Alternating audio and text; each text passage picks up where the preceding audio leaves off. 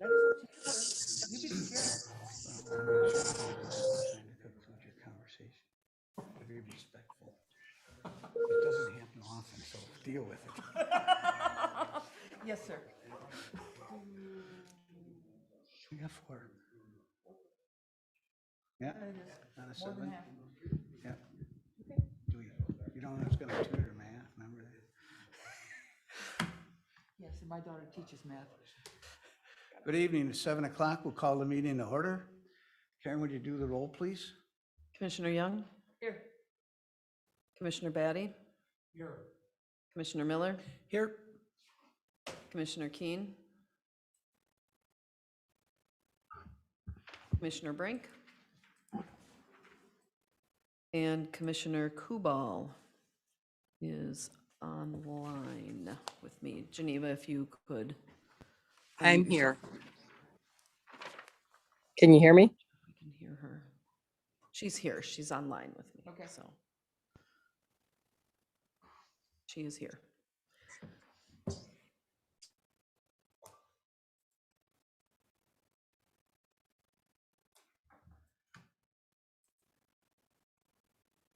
And I'm sorry, Chair Gerard. Forgive me. Here. I just wanted to make sure you had whatever you were doing over there all set up. I didn't no. want to disturb you. I was waiting for you. Sorry about that. We asked if you're able to please stand and join us for the Pledge of Allegiance. Pledge allegiance to the flag of the United States of America and to the republic for which it stands, one nation, under God, indivisible, with liberty and justice for all.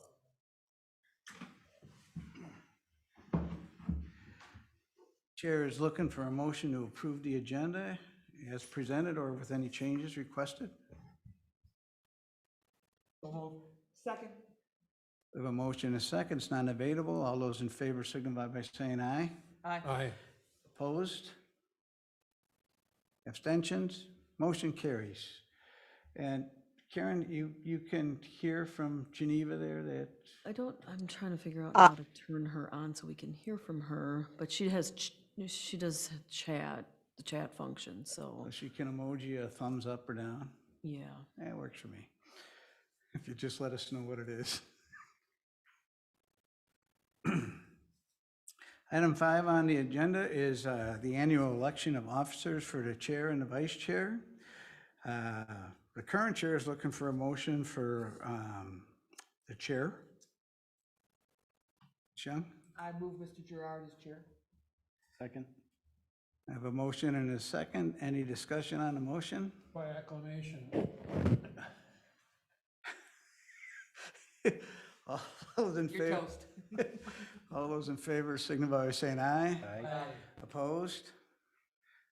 Motion carries. Thank you for your belief in me. It's sorely misplaced, but we'll give it a whirl. The I don't think so. chair is looking for a motion for the vice chair. I'll make a motion for Susan Young. A motion for Susan. Do I have a second? Second. We have a motion and a second. Any discussion on the motion? Aye. Hearing none. All those in favor signify by saying aye. Aye. Opposed? Abstentions? Motion carries. Chair is looking for a motion to approve the Planning Commission meeting minutes from December 8th, 2021. Chair, I would move that we approve the planning commission meeting minutes from December 8th, 2021. I have a motion. Do I have a second? Second. I have a motion and a second. Any discussion or changes to the minutes? Hearing none, we'll call the question. All those in favor signify by saying aye. Aye. Aye. Opposed? Abstentions? Abstain. Motion carries. Next up is 355 Broadway Avenue West, the American Legion sign variance permit application. This will be a public hearing, and we'll consider the sign permit application. To refresh your memory, we saw this a few weeks ago, but due to incorrectly notifying for the public hearing, we had to move the meeting till tonight. before we get to the city presenting, there are 3 variances, and I think I will be looking for 3 motions when we're done, one for each of the variances, just to put that on the table before we even start. With that, Franny, is this you? Yes, it The is. floor is yours. Thank you, Chairman. So as you said, staff received 3 variance requests. One variance request was for sign height, another was for sign setback, and the third was for the sign electronic copy percentage. These 3 variance requests were tabled at the December 8th Planning Commission meeting. At that meeting, Pat Silovich and Mike Kasbaum were here to present on their requests and to provide additional details. Since then, a new public hearing was posted and mailed to the surrounding property owners for tonight's meeting. I just want to make that clear. Also, something to note, the 60-day and 120-day deadline for this application. So the 60-day deadline has passed and it has been extended to 120 days, but that date is February 12th, 2022. Just something to note. Since the Planning Commission discussed the item in December, I will briefly go over the request one more time, but then I'm going to jump to the staff's recommendation and answer any questions you may have at the end. So details of the requests are as follows. If you want to follow along, I'm using the table as a reference in my staff report, just reading from there. So the first variance request is a request of 5 feet from Code Section 153-208L7, which requires signs to be at least 10 feet from the right-of-way, and the applicant is proposing 5 feet from the right-of-way. The second variance request is from Code Section 153-208L2, which requires signs to be at the lowest point of the roof or parapet. So in this case, that's 14 feet. The applicant is proposing a sign that is 16 feet, and therefore the variance request is 2 feet. And the third variance request is from Code Section 153-208L1, which discusses electronic copy. The required maximum is 50% electronic copy. The applicant is proposing 52.5% electronic copy, so a variance of 2.5%. So those are all of the variance requests. Since we discussed them in December, I'm jumping to the staff recommendation. Staff recommends the Planning Commission discuss whether the variance requests meet the findings of fact required in both City Code and Minnesota State Statute in order to approve the variance. If the Planning Commission would like to conditionally approve the request for signage at 355 West Broadway Avenue, it should make the motions detailed in the staff report. So that was pretty simple and sweet, but at this time I can answer any questions you may have, and also the applicant is here and I believe wanting to share some information. Thank you. Franny, there was no change in the application from our last meeting? That is correct, yeah. Okay. Commissioners, any questions? I was just going to ask the same thing. It's exactly the same application that we heard Correct. before. Yep, there's Okay, some that's fine. additional information, but same requests, yes. Hearing no questions, would the applicant like to speak this evening? We ask you please state your name and address for the record. Good evening. I'm Pat Silovich, currently serving as the First Vice Commander at Legion Post 225. And thank you to the Planning Commission for again having us on your agenda this month. We, with Mike Kasbaum's excellent help from Think Digital, provided you with updated and kind of reformatted information from when we met a month ago. So we are collectively open to any questions, concerns. Thanking you again for hearing us out with our request. Thank you. Questions for the applicant at this time? So can you, Dennis? can you,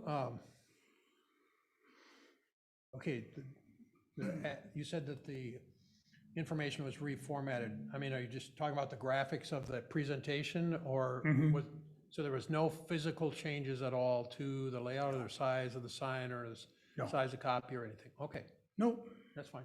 Just want to make sure.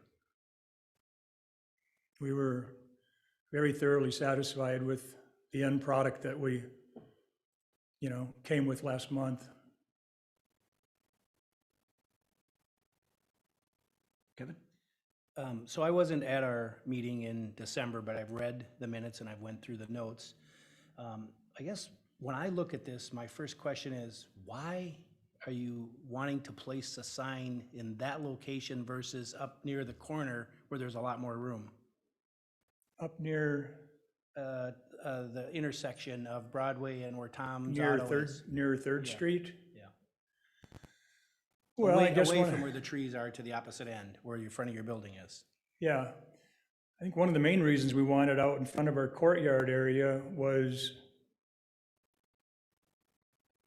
to be sort of a beacon, a hood ornament, for lack of a better word, for the building and the facility and the post that we are extremely proud of.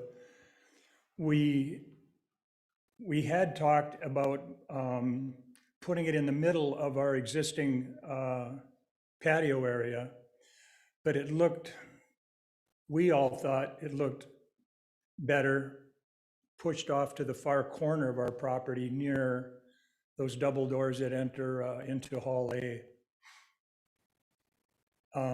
Appearance-wise, we thought that that was the best place, the best location for it.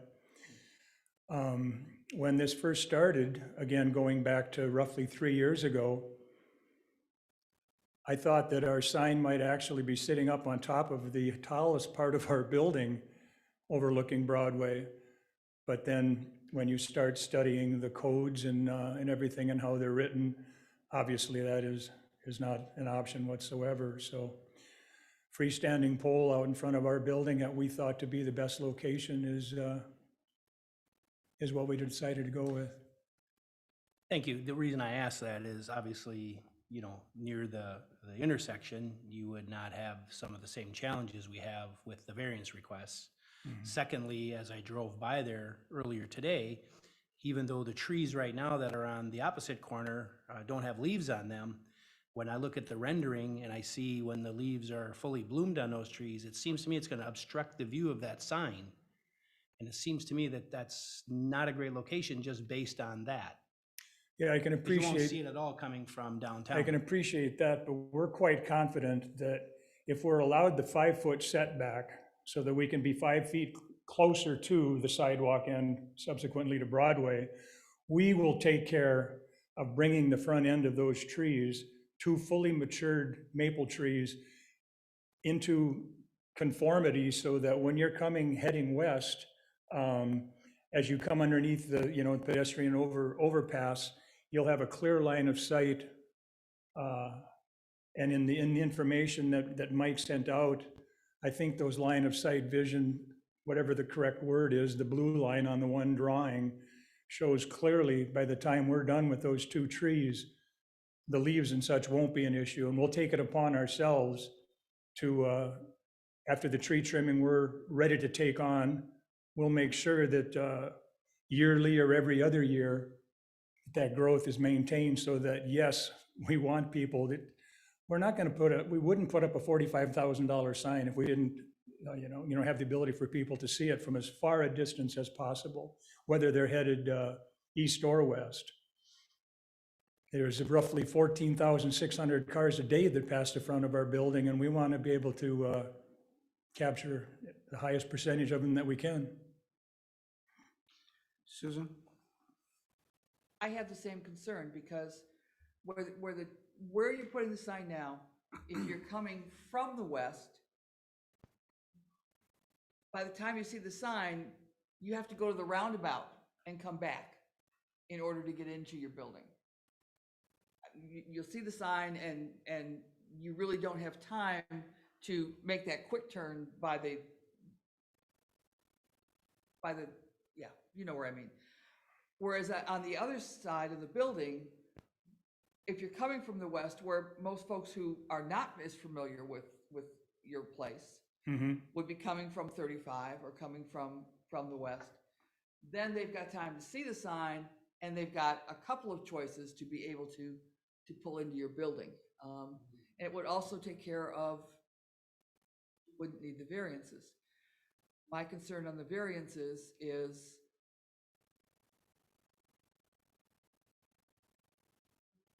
every time we grant a variance, it sets a precedent. Mm-hmm. And you're familiar with the camel's nose, and they all nudge a little bit.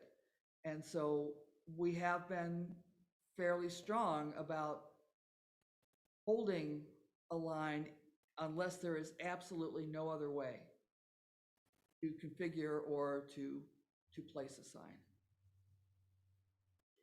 I can appreciate that. I also think that in the overall grand scheme of things, when you look at the three variances that we're seeking, to me, in my mind, they all seem minuscule. You look at the height requirement, what we're asking for is so minimal in my mind. The 5-foot setback versus 10, it's still gonna put the front end of our sign well clear of the sidewalk, in line with our own patio. And the third one on size is the most minuscule of all. The tree location seems to be, such a big sticking point, and I really I can appreciate that. Believe me, we all can. We don't want to go through all this effort, not have a sign that's not visible, but if the city can entrust the American Legion to run a parade, a 4th of July parade, a carnival, and the fireworks, I think the city can entrust us to take care of those trees so that we can see our own sign and the passing public can see it. Anything else from Mike? Mike Casbone, Think Digital. Commissioners, thank you for the additional time tonight. I don't know if we can see some of these other things that I sent over.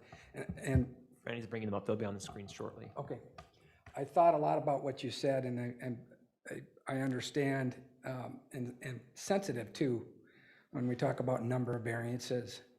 And one of the things I thought about a lot too was, as Pat had just mentioned, and I'm asking you to consider, is the magnitude of those variances as well.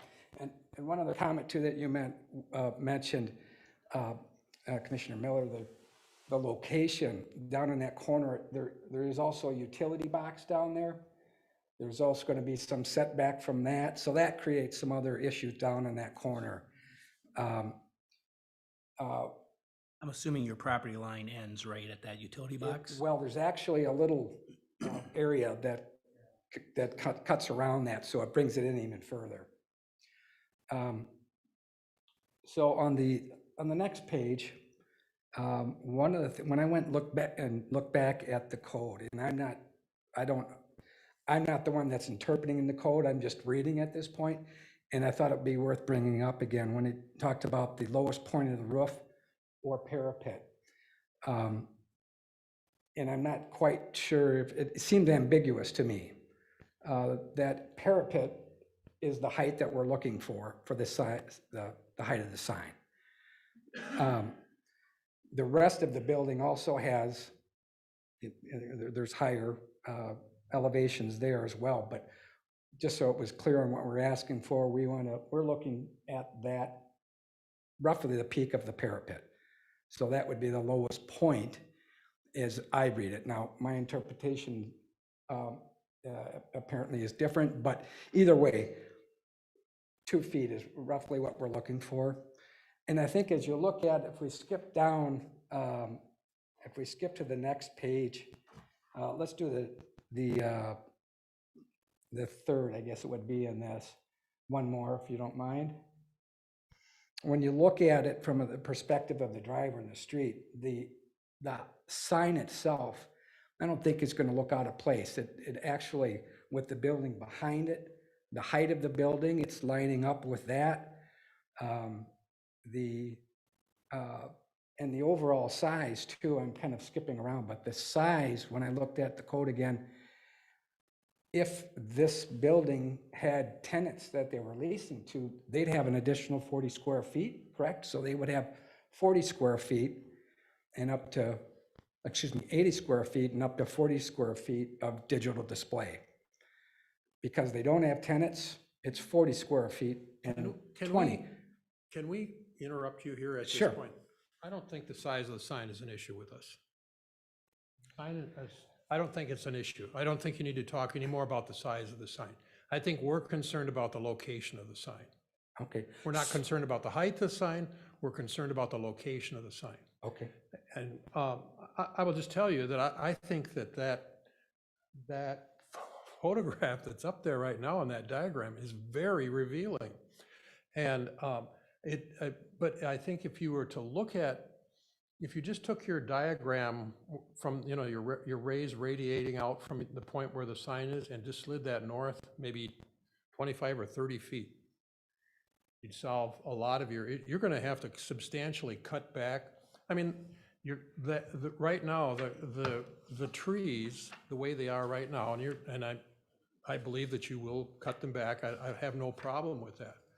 But it just seems to me that we're forcing the issue here to a certain extent, and I'm just curious. I'm still kind of curious why.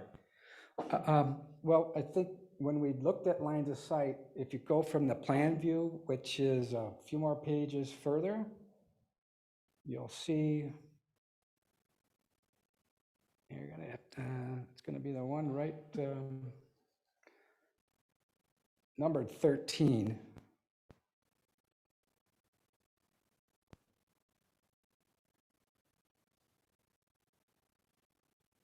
There we go. A little bit hard to see. This gives that overview, that from satellite view, if you will. And those lines of sight, those are one things that we pay a lot of attention to, and trying to figure out what is the best line of sight. As you move in one direction, if you move to the other end, then you have similar issues on either end. Okay, what is the issue on the other end? That's what I'm trying to understand, is if we slid this thing, I don't know, it looks to me maybe like 30 feet or 40, is the patio area not that gray rectangle there that's clearly identified on the drawing? Is that the patio area? The extent of it? Or is that something else? That's a portion, I think, the satellite view from Google, it was before the patio was actually completed, so it's close. Where the sign is, that patio actually angles up towards the doors. So that. Okay, so it includes part of that white area with Correct. the S or that curving sidewalk or whatever it is. Yeah, if goes you through look it there. on the previous, you can have a more recent picture. There, that one shows a better view of how that patio angles back up and where the sign would be. No, I understand where you're putting it now. Yep. But what I'm trying to understand is why you couldn't just pick this whole thing up, your diagram, your rays, everything, the location of the sign, and slide it to the north, or I'm sorry, to the west there, and then back to the north a little bit. Maybe not the whole five feet, but and have basically the same lines of sight. The blue line of sight radiating to the southwest looks like it's clearing the corner of the building that sticks out there closer, of your building that sticks out there closer to the street by 20 feet, give or take, maybe 15 or so feet. Mm-hmm. But the proportions of that thing, because it's triangular, you could slide that, your sign point to the west there, backwards, and I mean, not backwards, but upwards on this drawing, and to the west in the actual dimension, and then slide it back a little bit, and I believe have better sight lines from the south, because you wouldn't have to, you wouldn't have, you come out from behind the tree, you know, and that's, I don't know, it's just what, you know, maybe there's a reason. Is the reason that the sign is there because of that diagonal fence that's in there, kind of that, the position of that? No, it is for a few things. And one is a line of sight as you're heading east. That would be a better line of sight. From the west heading out, then it becomes that, you know, the trees. And a couple other things that we think about. They can control the trees on their lot. They can't control what may happen in potential future obstructions on the property across from them.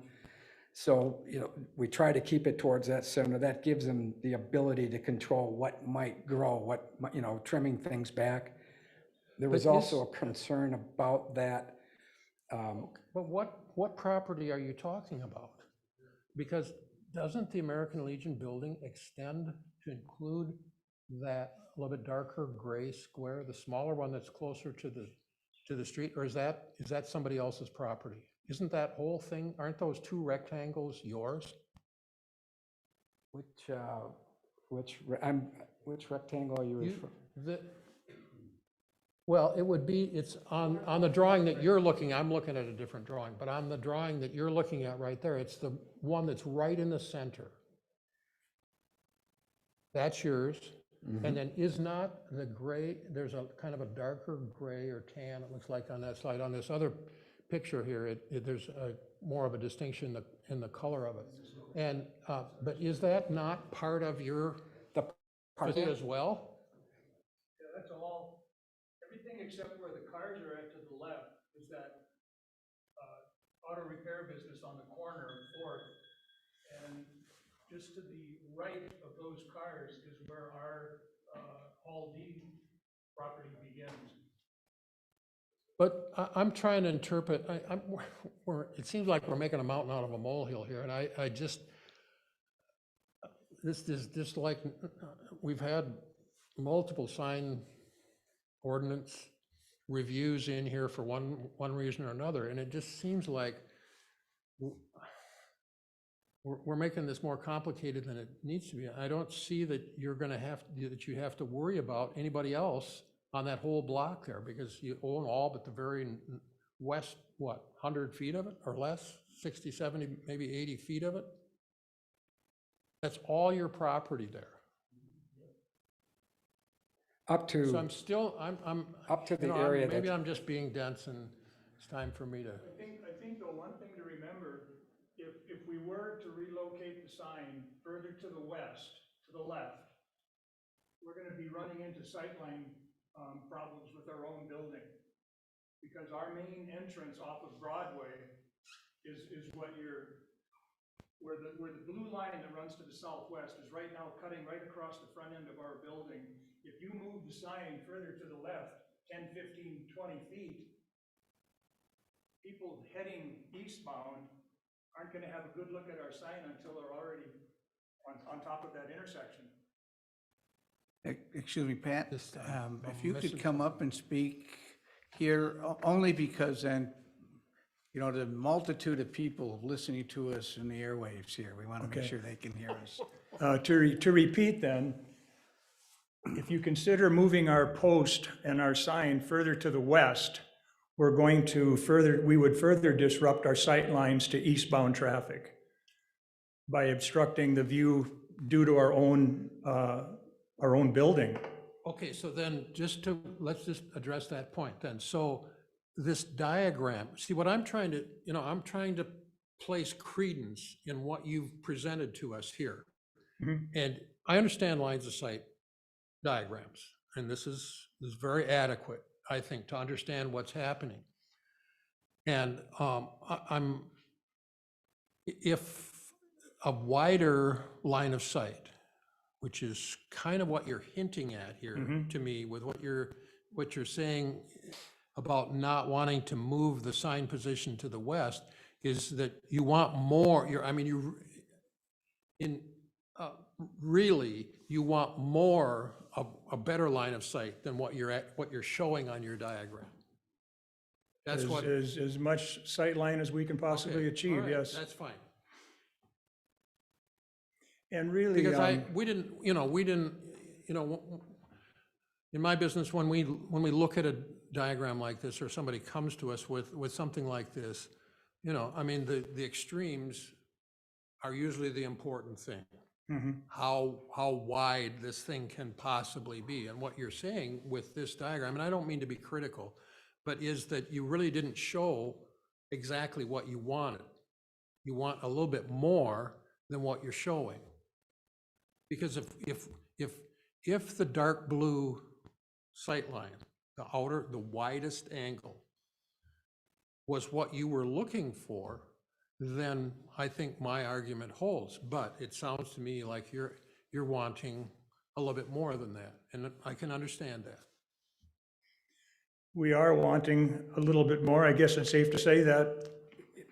If I can just fill in one part, the angle that you're seeing isn't as much about the angle, it's about the distance. And because of the size of the sign we are limited to in terms of electronic portion, we can only safely and effectively reach out that distance. So yeah, and I understand. So the length of that blue line is where, the end of that Yeah. dark blue line is where you're saying then, if I'm understanding you right, is where people are going to start seeing that sign realistically. Is that correct? That's when it's large enough where they can, so where it's impactful. Yeah. Okay, Yeah. yeah. See, we're not, I mean, Susan has made a good point here, is that one of the reasons we hate to consider variances is because, somebody's always coming with their hat in their hand, and it's not bad. That's not bad, but it also, it stays with us much longer than it stays with you. Because when we make a decision when we render a decision on one of these things, we're setting a precedent. And signs and shoreline setback,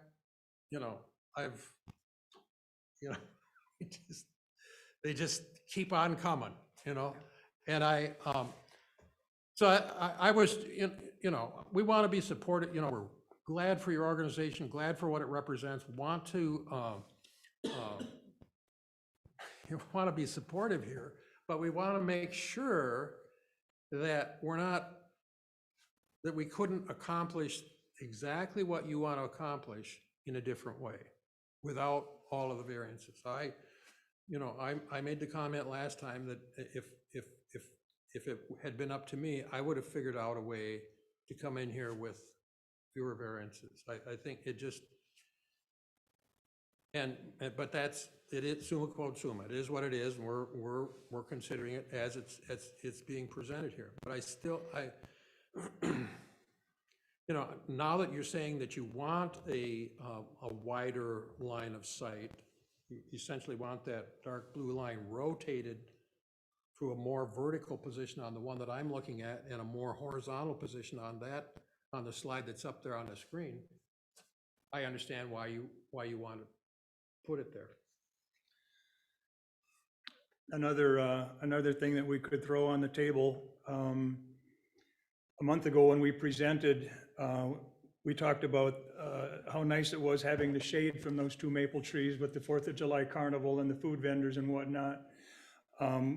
If need be, we are prepared and willing to completely remove the two maple trees to accomplish this. Well, I hope you don't have to do that. Well, we do too. But they are, I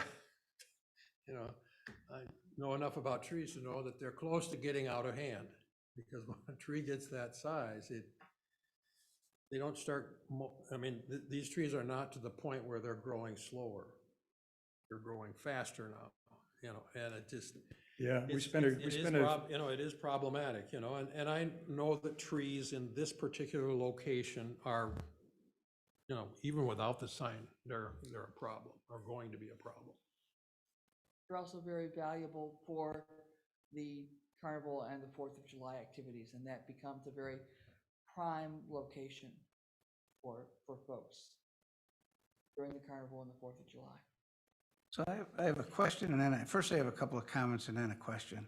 This is a very small zone. It starts literally at your property. To the east of Third, you're in a downtown corridor. And this zone only goes down to 8th Avenue, which is the stoplight that you have to use when you come out of like Norman Quacks or something you want to make go eastbound. So that's where it ends, at that stoplight. So it's a very short zone. This will be the only pylon sign in the zone.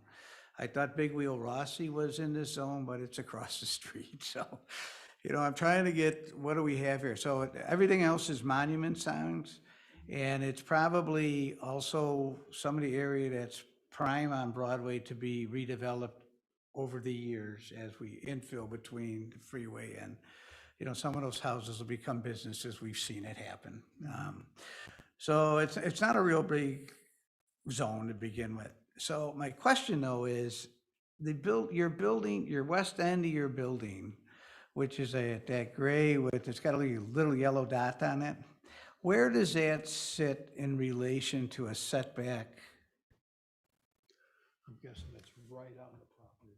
That's my guess, but I want to know for sure. I think the sidewalk is close to the property line. I'm guessing that building comes right up to the property line or very, very close to it. I've Yeah, driven where by the it many times. sidewalk is, behind the sidewalk, there is a rock garden, maybe 2 foot Yeah. in depth So is the- all, and then there's the yeah. wall. Right, so it's a foot off the property line, because the sidewalk would be usually is within a foot of the property line is usually a foot inside the sidewalk. Page 5 shows that property line.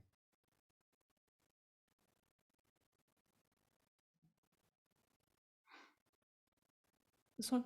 Yeah, Okay. and you're right, it's right about a foot from Okay. that sidewalk, yeah.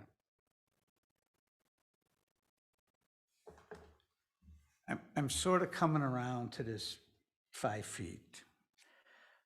I'm not there, but I'm sort of coming around at a 5. I don't care about that 2.5%. We'll need to change our sign ordinance that we moved to these square. For a lot of technology changes have come since we did the sign ordinances. So that one, I think we're fairly unanimous that we're done with that one. So it's only really the height and the distance back.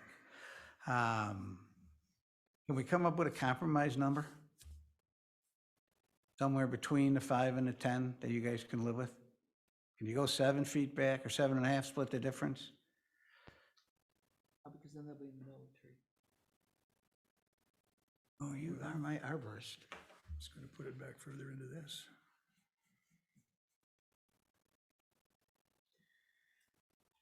Yeah, Would it not? a little bit, yeah, it would, this is 5, it would be, if it was 7, it would be 2 feet further. To the north. Correct. Yeah, In the middle of the tree. We just have to trim more. should have to trim more and hope it survives, yep. But I'd ask.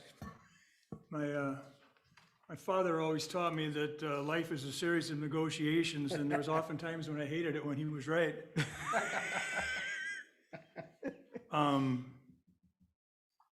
So yeah, if we're 7 feet back from the sidewalk instead of 5, we Pardon me? I'm sorry. can certainly live with that. 7.5? 7? 7, Susan, you're saying no? 6.5. But you're pretty adamant about not wanting to move that sign to the west at all. This was our chosen ideal in our minds and our Is that research. primarily because, but it's more for line of sight than or you're concerned about line of sight than it is like messing up the patio or something like that?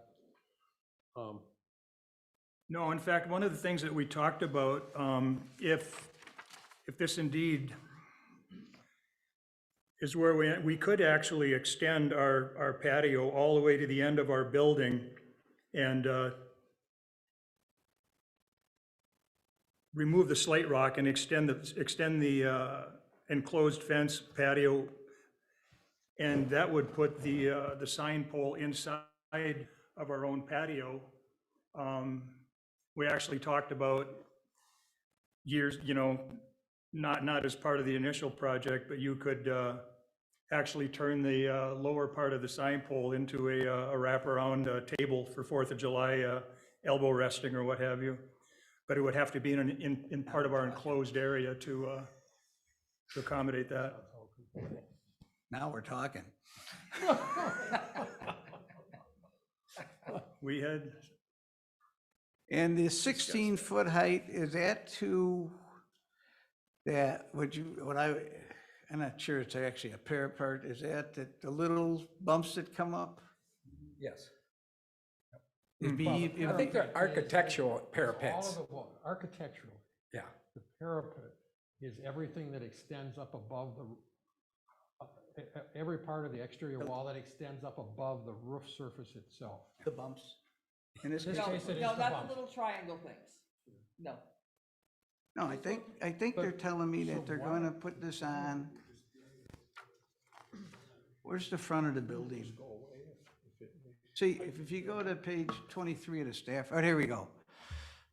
Aren't these where the flags are hanging? Aren't those? Those are the architectural parapets. And you're not gonna be any taller than the top of that parapet? Yep. correct. Right at the top of that, the tip of that parapet. That's 16 feet. And one of the main reasons, going back to a month ago, one of the main reasons for that request was for safety reasons, getting the base of our sign higher. Now we're gonna put a drinking table around there, and the sign's even better shape.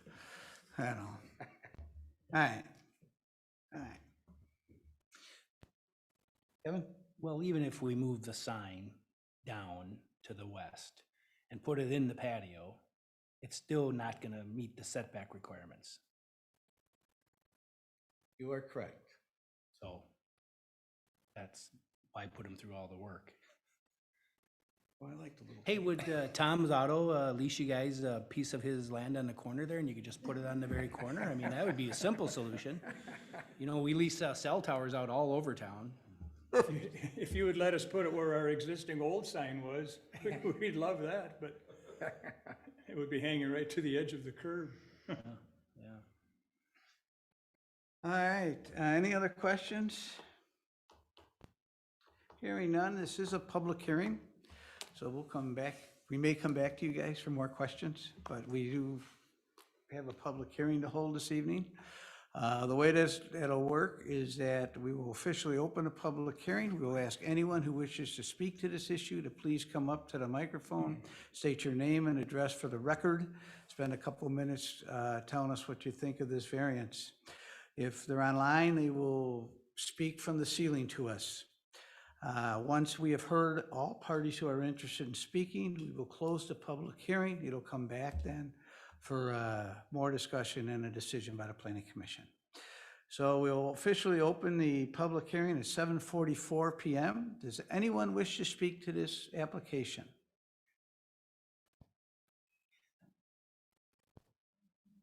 Sam?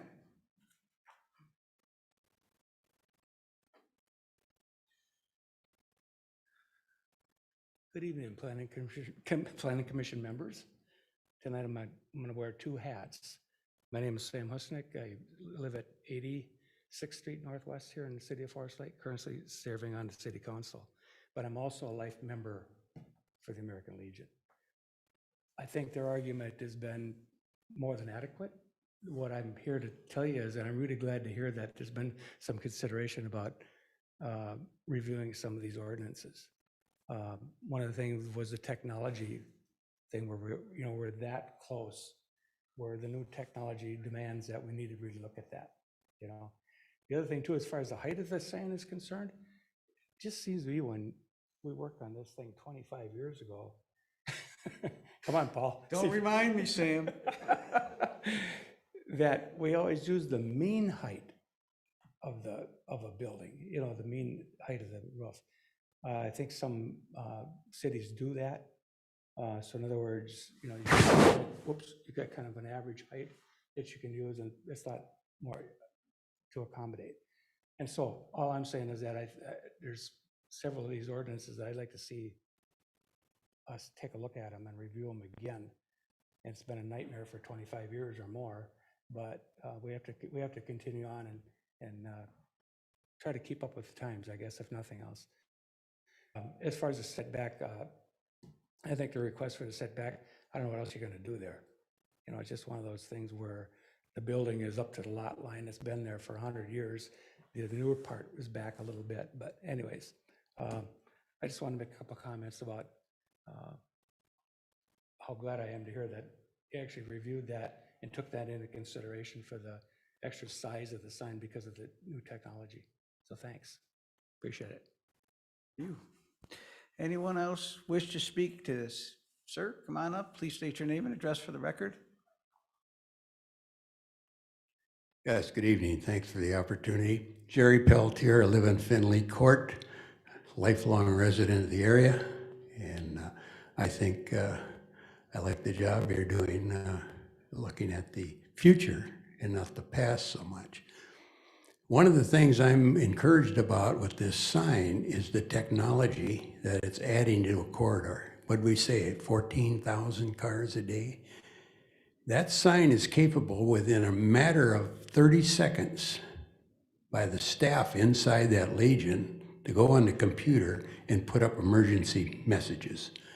And I think as a community, I see value in seeing that that sign is appropriately positioned for line of sight and clarity. Because if we suddenly have to put up a notice up there that some little girl's been run off in a car, we don't want to have people missing that. If we're flashing an emergency out there, it should be seen. And I'd like you to roll that into the thinking. We got an opportunity here to add some intrinsic value to the community itself, not just the Legion. Thank you. Thank you. Anyone else wish to speak to the issue?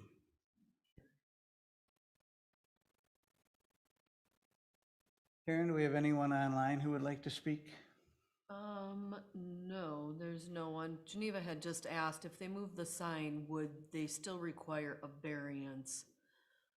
If they move the sign, as Dennis is suggesting, would they still need the variances? As long as, Was answered that if the sign is at least 10 feet back, they would not need a variance. Anything shy of 10 feet, they will need a variance. We're just discussing distance. Any emails on this subject come in? If nothing else. Okay, thank you. I'll ask one more time. Does anyone wish to address this application? And Karen, I'll ask you one more time. Has anyone come online to want to address it? No one. Thank you. So seeing no one come forth and no one online, we will close the public hearing at 7:48 p.m. to bring it back to the Planning Commission for further discussion and motions as desired. Commissioners, what's your pleasure? I have a point of order here. Okay, let's just say we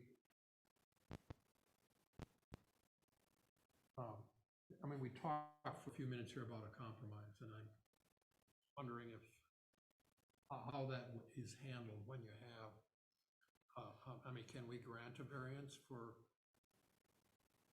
7 feet instead of 5 feet, or, I don't want to just do it to be belligerent, but if we can agree here that there's a way to make this thing work, 5 feet, they don't have to go, we don't have to table this thing and come back and do it another time, right? That is correct, yes. Yeah, the planning commission can approve a variance less than 5 feet. We're not limited to what the Right. wording of this is. You Okay. just have to put it in the motion. I'll make a motion that we, where do you want to start? Which one do you want to start with? Does it matter? Let's start with the non-controversial. Let's start with the Hold on a second. Let's, the electronic, the 2.5% increase in the electronic. how about Would I if we make a go motion that to we approve that variance? page 13 is the staff recommendation. Okay, I'm sorry, let me. So we would have whichever those are. And then typically we tack on with the conditions. So we'd be looking for 3 motions. They don't have to be in this order to answer your questions. Page 13.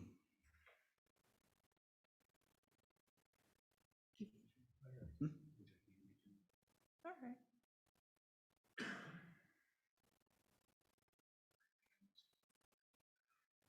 Commissioner Batty, would you like me Okay. to? I'm going to start at the bottom, if that's okay. Motion to approve a variance to the percentage of allowable electronic sign copy to a total of 52.5%, subject to conditions proposed by staff. And there are 4 conditions. We have a motion. Do we have a second? Second. I have a motion and a second. Do we have any discussion? Hearing none, all those in favor signify by saying aye. Aye. Opposed? Abstentions? Aaron, can you tell me how Geneva voted? Did I? Motion carries unanimously. Now,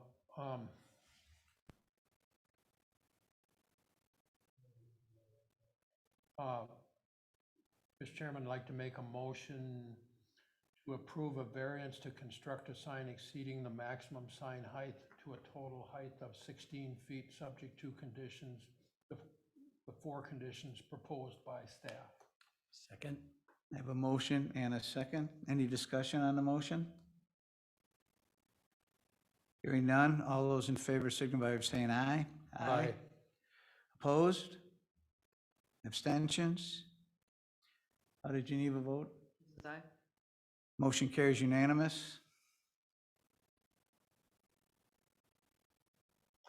Mr. Chairman, I'm going to get this out. We'll get it out here, and if we need to discuss it more, we can. Motion to approve a variance to construct a freestanding sign within the required setback area to a minimum setback of 7 feet from the public right-of-way, subject to the 4 conditions proposed by staff.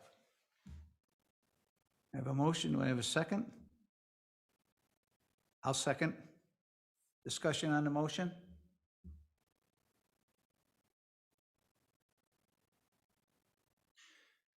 Hearing none, call the question. All those in favor signify by saying aye.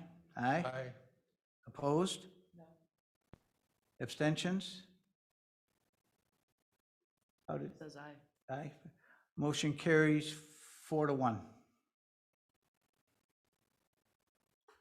So moving forward, this is in a sense your final stop.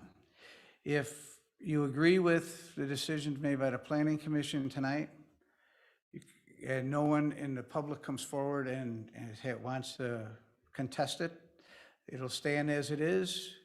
You're welcome to put your sign up. If you're not happy with the decisions, please submit a letter to the city within 1 week. And then they will put it forward to the city council to review it and to make the final decision. You can appeal to the city council. Yes. Thank you. Good luck with your project. You guys do a great job in the community. Thank you. Yeah, thank you.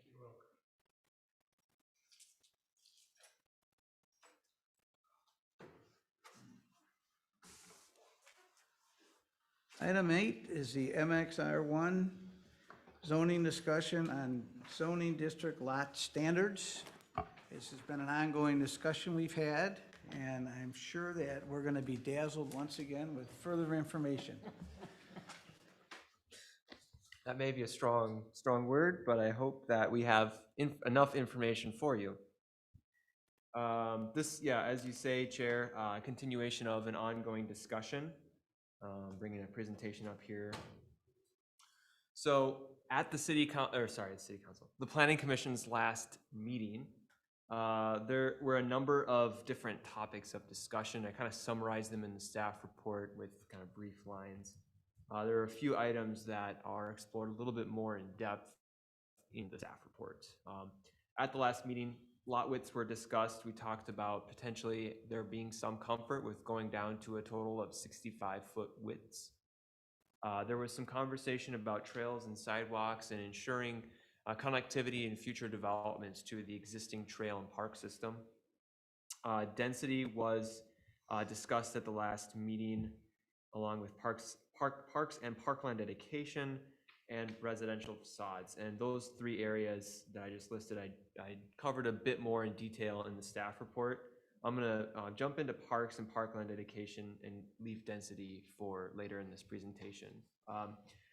Regarding parks and parkland dedication, the Planning Commission discussed basically the city's ability to require more of developers when they add or have higher density developments.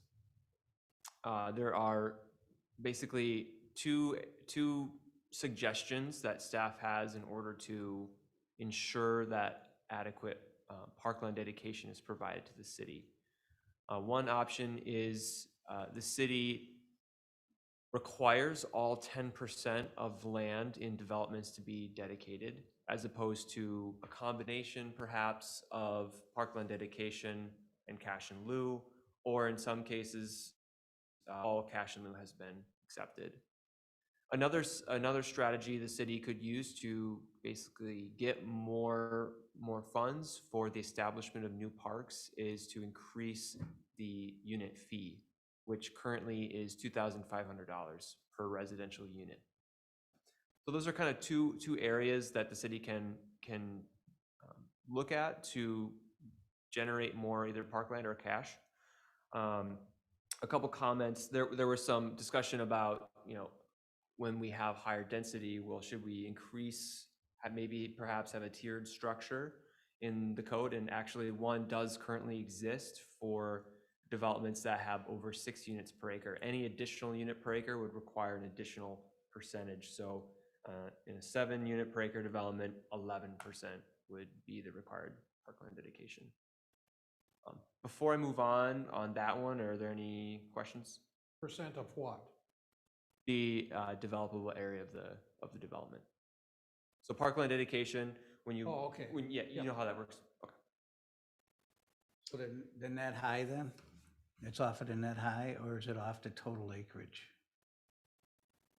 On the, That would be It out gets of, off the developable acreage minus wetland and. right, the net developable acres.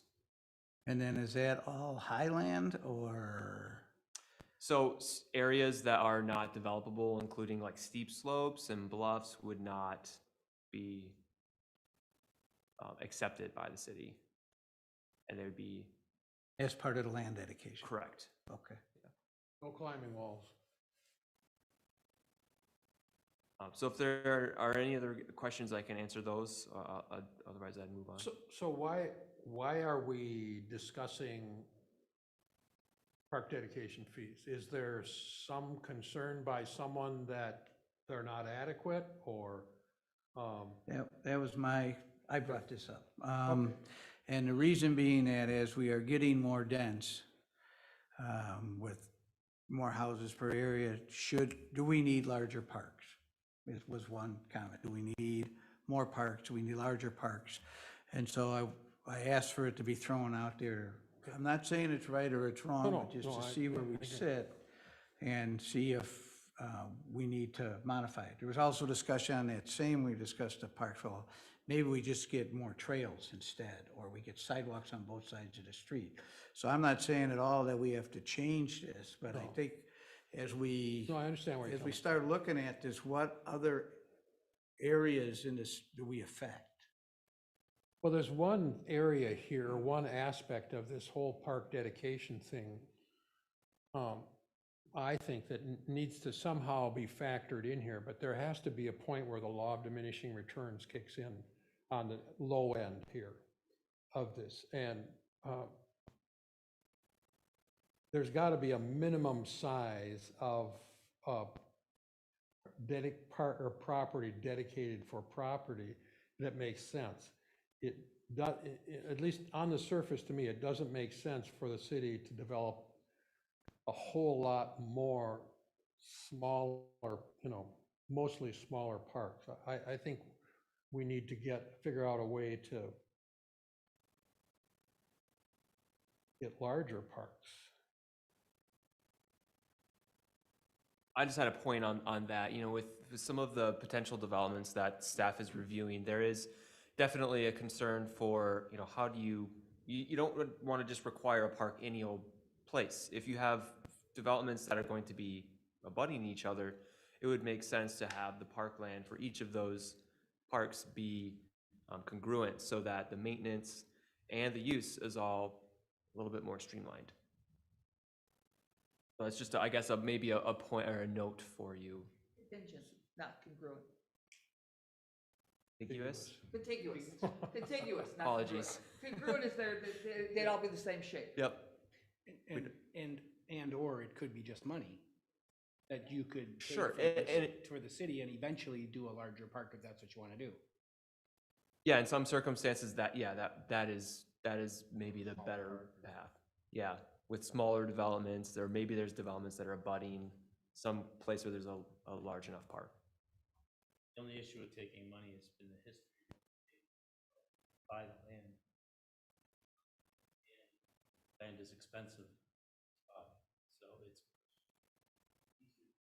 ask for the land first. Oh, really? Okay. Absolutely. Well, that's Makes obviously sense. something that needs to be considered. I mean, I'm just wondering if there's a way that a formula could be developed that would kind of somehow bring some of these other factors into play.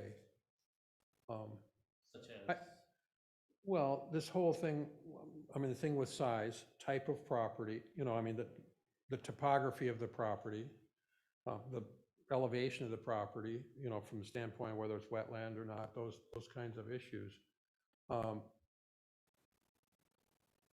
Maybe not, maybe it's just it'd be interesting to hear how the park, well, on a staff level, Commission before we feels bring it about to the this. park commission, we try to outline and make a solid recommendation to them regarding what size the park is, how and where it should be located. I mean, we will not accept land that are just wetland and non-usable. We just want to accept.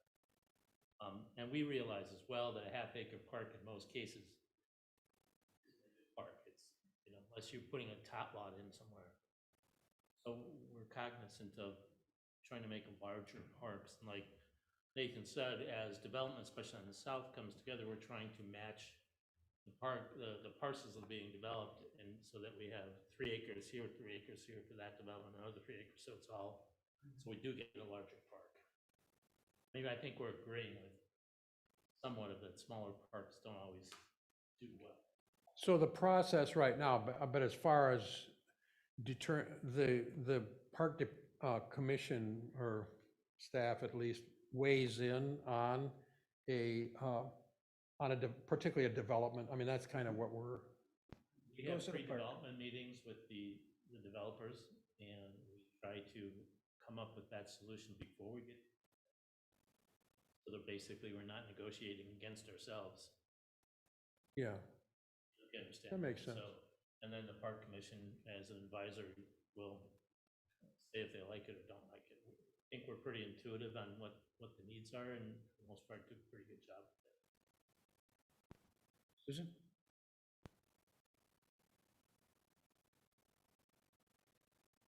You can get those negotiations through a PUD process. As long as you're not, and just full disclosure, I've been driving around, I've been looking around, I've been mulling this over, and I can't support these densities that we're talking about in MXR. When Donovan was here, he said, well, if we don't cut the densities in half, we'll have to go back to the Met Council. And that's not correct, because the Met Council reviewed our existing zoning regs and zoning rules. I realize that some of us grew up on lots that are much, much smaller than this. Some of us. And they were cool, and that was where we chose to live. But Forest Lake, and I said this at the last meeting, what do we want to be who do we want to be 20 years from now? And if Forest Lake decides it wants to be Blaine, or it wants to be Hugo, you know, the way that they're developing now, or we want the city we're very happy with what I call the horse area, the Appaloosa and Arabian and Pinto Way. That's kind of what we're looking at, smaller, more dense than that. If that's what the majority of the city wishes to go to, that is what it is. But at this time, I cannot, especially with the huge area that we have now been stuck with, that is MXR, I don't see a benefit to the city.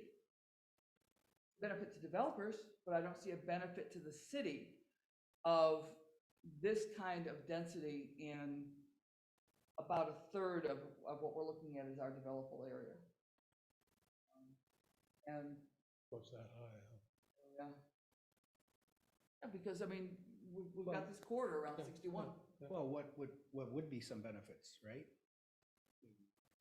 Or tax revenue? Well, A house costs the city about 1.5 times, Patrick, you've said 1.6 times, the amount of tax revenue we get. Okay. So with this kind of Services. density, we're looking at a tremendous increase in the need for our police department.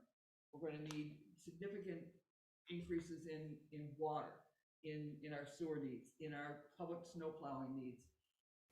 We're probably going to have to look at going to at least some full-time firefighters just because of the amount.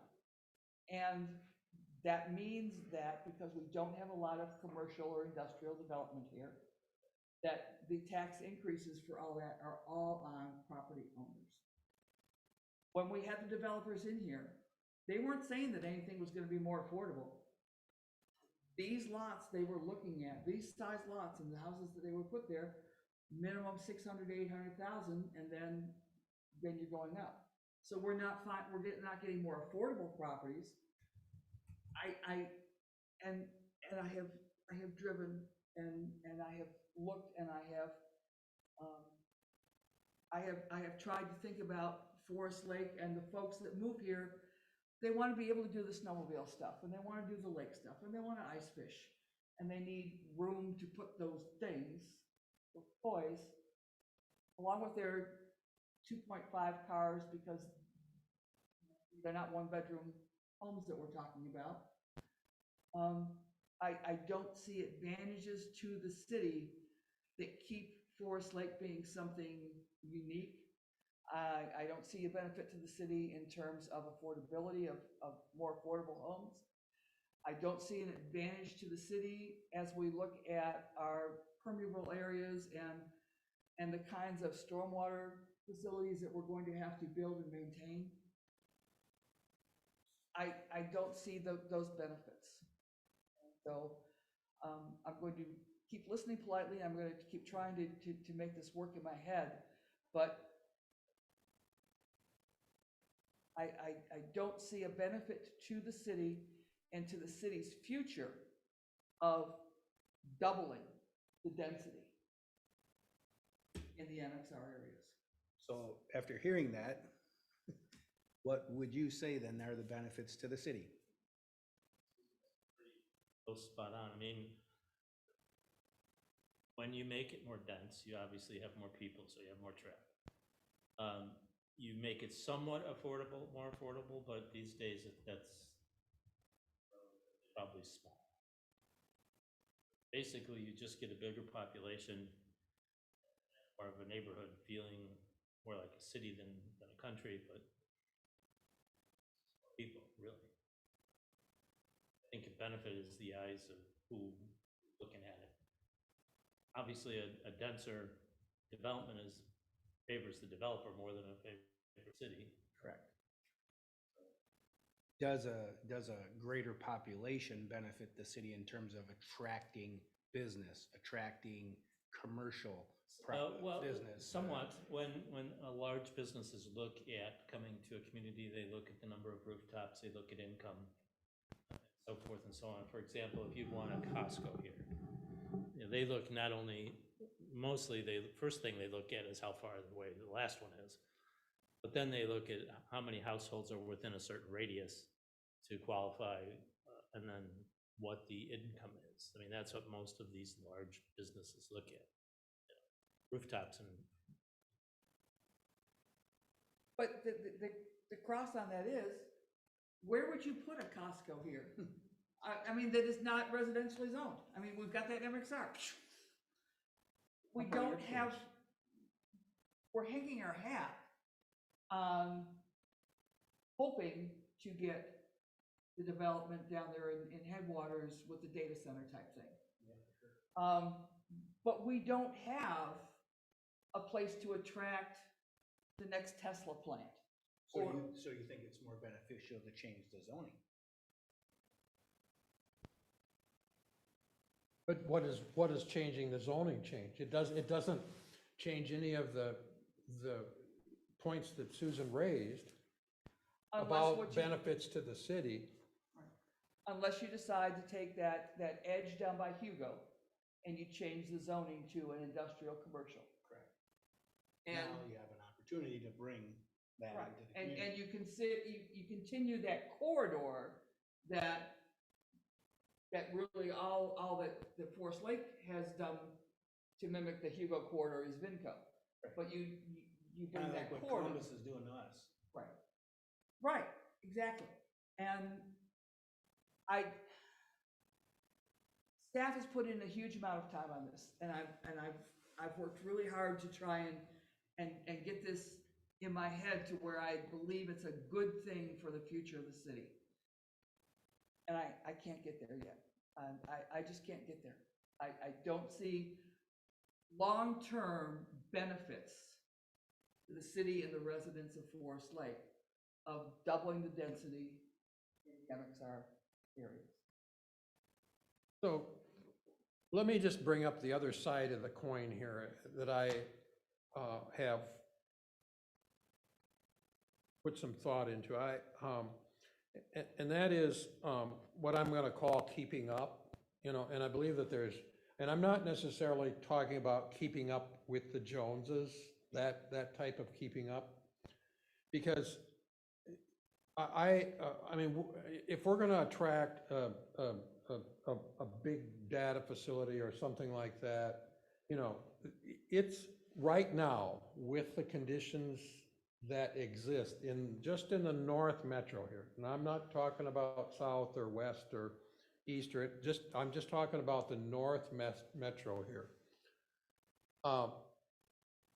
We're a long ways down the road because there are many more. I mean, the 610 corridor is not fully developed yet. It's about what, maybe half to 2/3 somewhere, but not really 2/3. There's still huge chunks of almost perfectly flat, very developable property there. And, companies I mean, you can just see what's happening in Brooklyn Park and Maple Grove and Blaine and that sort of thing, because there's all of that land that's right, that our problem is Columbus, and it's nothing wrong with Columbus, it just happens to be where it is, we don't have this direct access. So until somebody doesn't care about that, they're not really gonna look hard at Forest Lake for that kind of thing, I don't think. I mean, I've done something to developers here, and just to ask them how they feel about this matter of like keeping up with maintaining infrastructure, streets, in particular, that sort of thing. And how that affects how a developer looks at coming into an area. And, they give it consideration, but they don't give it as much consideration as I thought maybe they might, But They leave as soon as they build their houses. yeah, right. So, we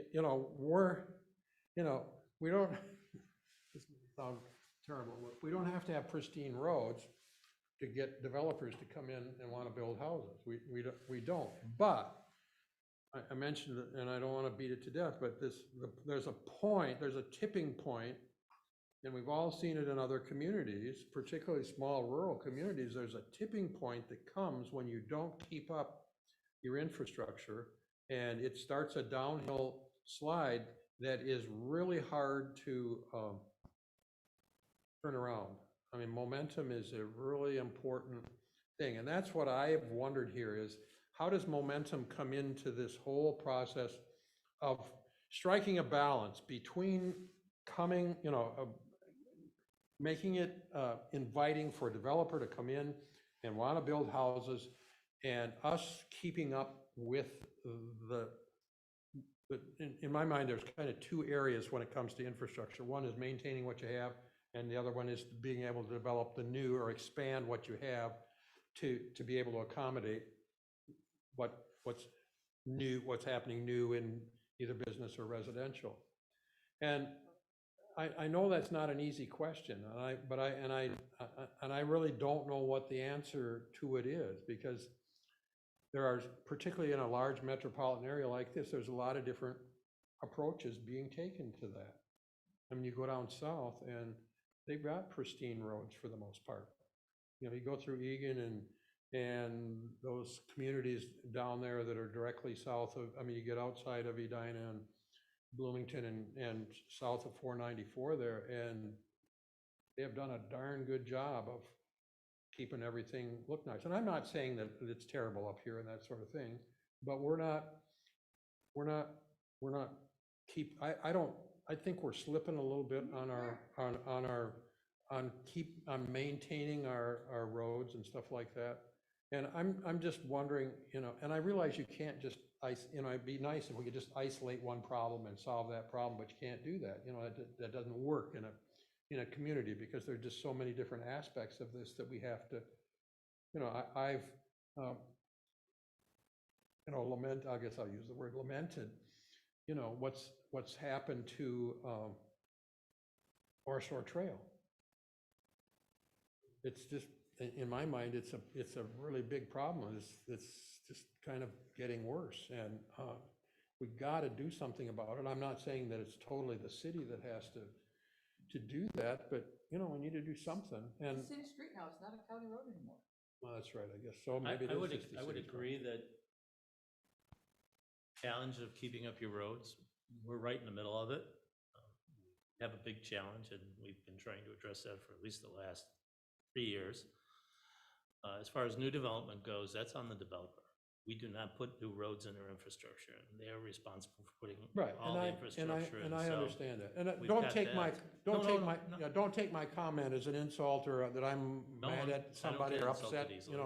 I just understand these dumb roads in this climate, No, they eventually fall apart, roads are a challenge, and the city has been a little behind the 8 ball with keeping up on their roads. There's no doubt. And we had, last figure was $32 million. We could have some really nice roads, but we have to find a way to incrementally do that, and that's what we've been working on for a while. So it's a challenge to not only this community, but all communities, because once you hit the 20 to 30 year road age, it starts to really go down fast sometimes. And you're right, this climate, you can turn a road from a nice road to a miserable road in one season.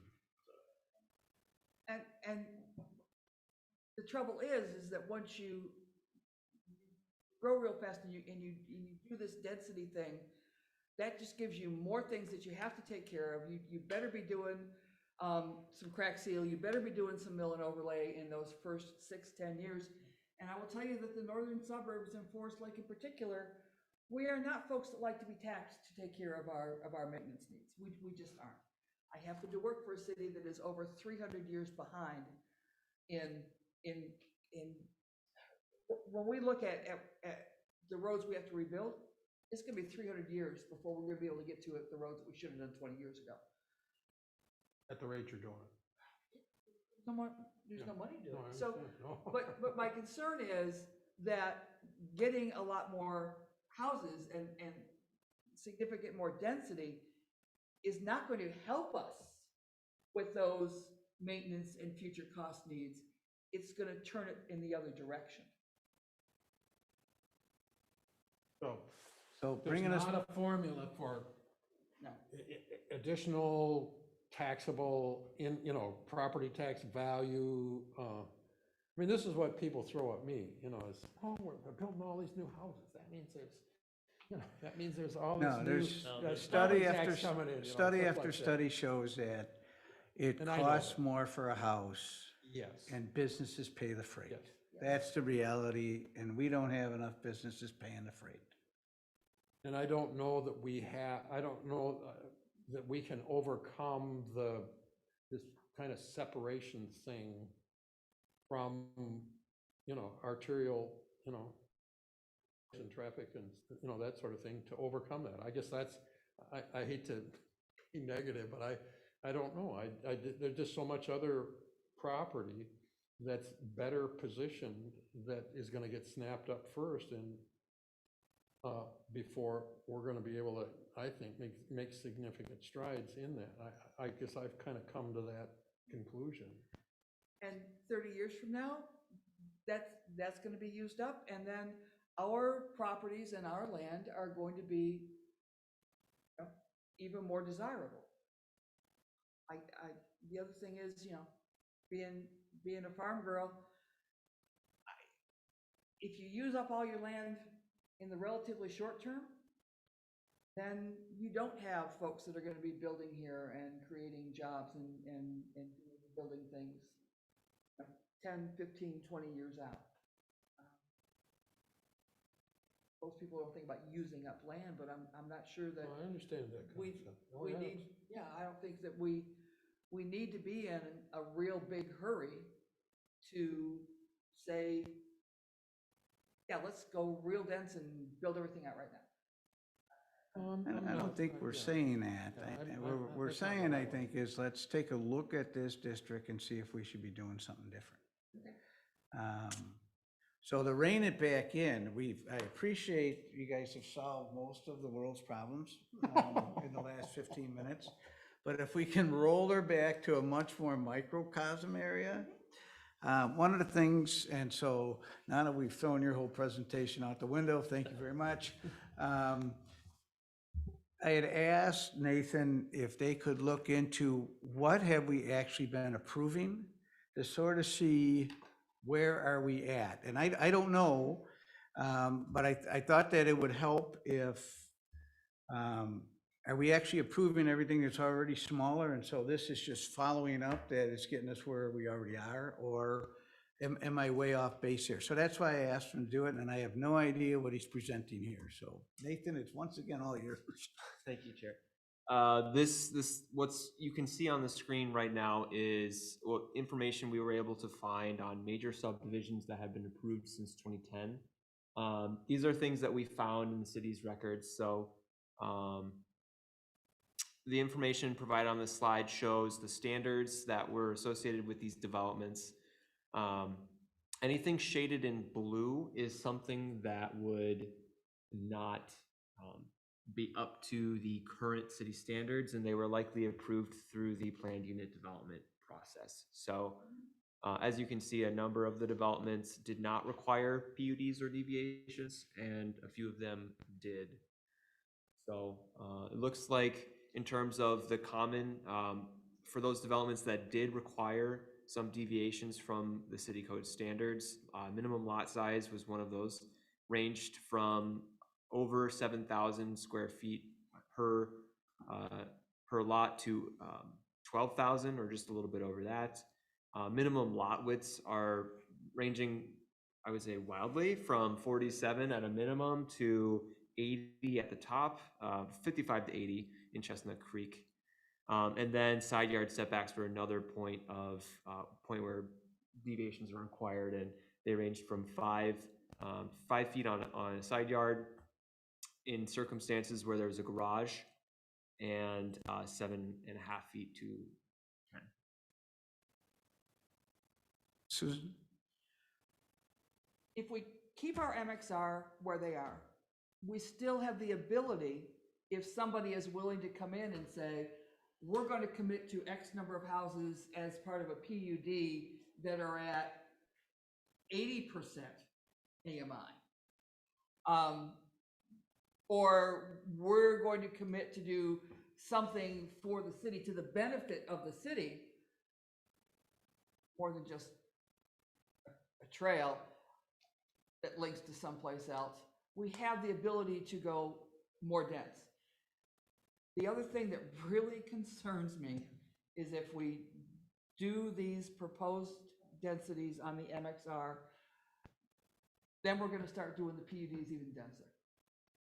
Remember that camel's nose thing? We're gonna get pressure to be even denser.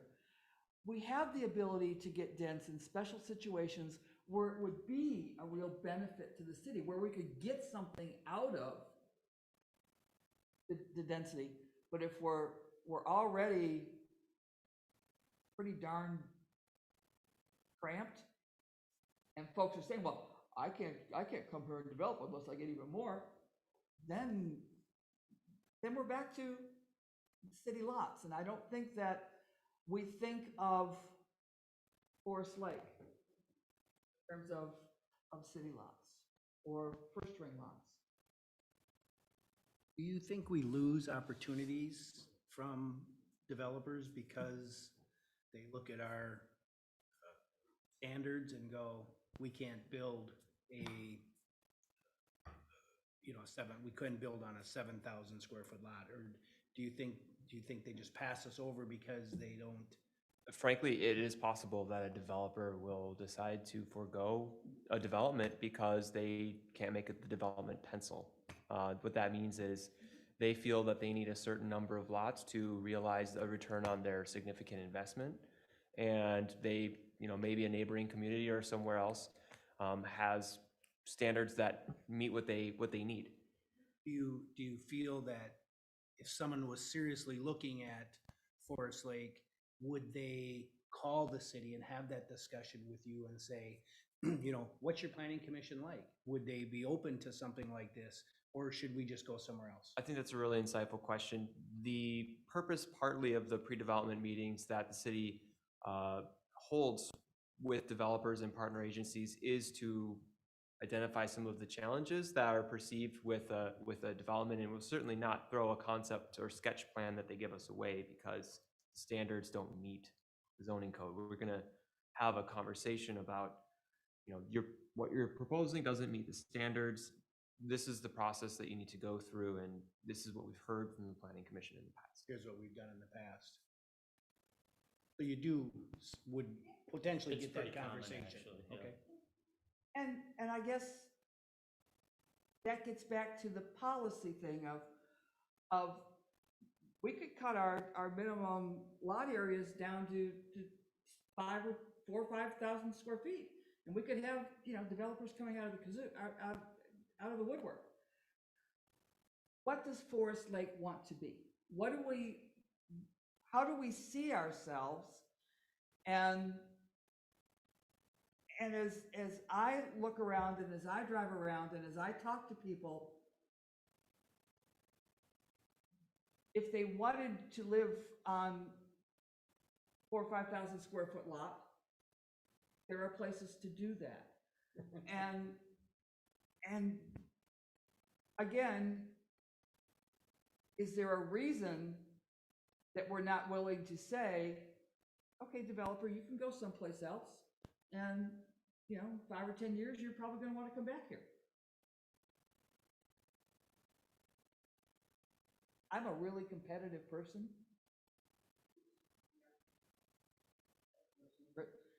But in terms of being competitive to get the biggest number of developers cramming the largest number of houses on property, to me, that's not a game that I want to be competitive in.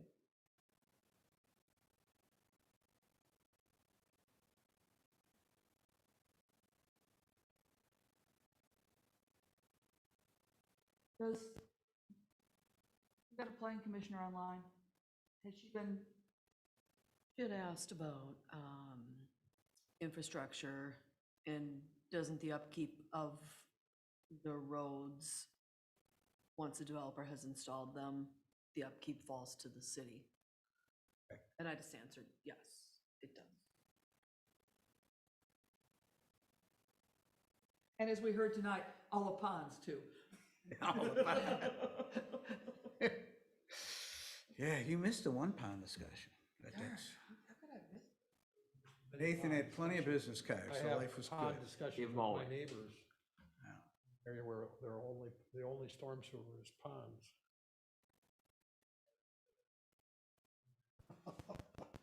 You know, to me, in reality, in the MXR1, the bulk of this is going to be in, like we had at the 6 o'clock meeting, which one is it, Chestnut something or another? Hidden Creek was the neighborhood meeting earlier Hidden today. Creek, where they're coming in, they're developing whatever that, 30 acres, 40 acres.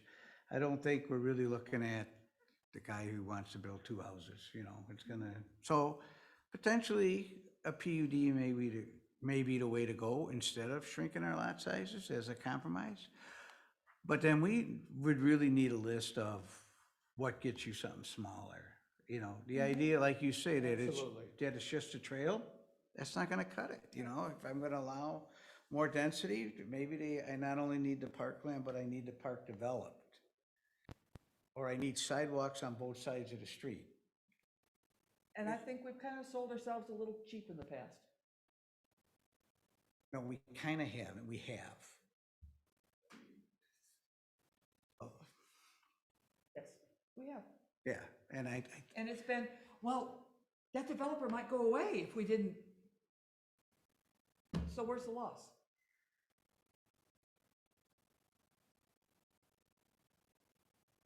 always want to win.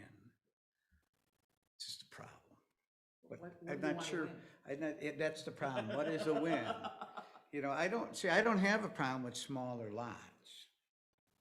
But I want good development with those smaller lots. I want streetscape where I don't just look at garage doors, but I have a room off to the side that no one ever uses, but it looks nice from the street. And that it's a dining room or an office or a den or something. I don't have one of those. So I guess I really don't, it doesn't matter to me which way we get to smaller lots. But something tells me we want the same thing here. We just haven't been able. You are much more eloquent explaining what you. Chair Gerard, Geneva asked, can we develop a list of wants and/or benefits we would like them to we would like developers to consider? I think we absolutely can do that, and what I would like to do is I would like to know, what would the park board like? What are we gonna need in terms of our watershed district? The other thing is, we got shot down a few years ago saying, look, you're gonna have this piece of development, and we know that there are gonna be other ones here. Eventually, once you get 3 of those developments, we're gonna need a new intersection, a new signal. And we wanted folks to put in dollars for that. Well, we got shot down on that and we lost that. We had to pay money back. But I would like to see if we can put something together for, yeah, we're gonna need another well. You're just a little piece of it, but we're gonna need that. We're gonna need something to deal with on stormwater. We're gonna need that intersection. We're gonna need that roundabout at 202nd. You know, is there a way that we can get some of that then we could grow so that we're not 300 years behind on street maintenance? So the biggest reason we would be looking at proposed changes, as I'm reading a little bit more, is just to avoid doing. Part of that is a philosophy of, do we want to have development come in and just be able to develop, obviously we have to go through the plating process, but to develop by right, according to the standards we've written? Or are we comfortable with having to go through the PUD negotiation process with every development? There are some costs to that as well. I mean, and especially if you think about staff time and things of that nature, and just working through that with each developer, but it is definitely one way to do development. And we do have development standards on some things, obviously, with sidewalks or paving and things that we could, if find an interest in increasing those. PUD obviously gives you the ability to negotiate that a lot more than if you keep a standard. And I agree, I'm a big both sidewalks on both sides of the street guy, that's just me, and a park guy, but I think we can look at some of those things, we've talked about those over the last couple months, what we should be asking developers for, particularly the ones that do come in with the PUDs. Now we're asking for parkland and trails are the two biggest things to ask for. And maybe it's time to ask for sidewalks on both sides and whatever else the case may be. Don't think we can get into design standards and messy, but Let me ask, do all communities do PUDs? I've never been in one that doesn't. They're fairly common. Okay. I mean, it gives them the abilities the PUD gives you the ability to change the standards without changing the whole standard. It takes an individual development piece of land. You don't have to change the zoning for it. You just do a planned unit development. And it allows you the freedom to change or allow signs or widths or whatever the case. So it's well known in the developer community that Forest Lake's looking for a PUD. They're utilized by most developers who work in multiple communities are very familiar with the PUD process. It's usually somewhat similar between communities, or there's at least some expectations that things work the same. And I forgot the last point I was going to make, but Finding even with the smaller, let's say, lot sizes, they're coming through for PUDs as well. Smaller density, you know, the yeah, larger certainly density. the trend for residential development has been smaller lots in a lot of communities. Sometimes their zoning ordinance doesn't quite keep up with some of the trends for development, and things like decreased side yard setbacks. That was one thing that I had noted in the staff report. That's something that you'll frequently see. So I would say yes, they're commonly used for these smaller lots. Yeah. And the public neighborhood hearing you had today, that's a master PUD for the area, so they allow differences there. And that's already been developed however many years ago, so that's how that came to be. Like the original plat book for that? I have it actually. Because I found it Yeah, a we have couple weeks that. ago. Yeah. So You need to clean out your house, but. My daughter has mentioned that to me several times. Let's bring it back. Bring it back. Sorry, we're regressing. Now that we've regressed all over the place, what else did you have in your presentation, Nathan? Sure. So I had planned to talk about a few things. Density was one of them. I know that there's been a lot of conversation already at the meeting, so I don't necessarily want to go too far into detail on this, but I do want to touch it really quick.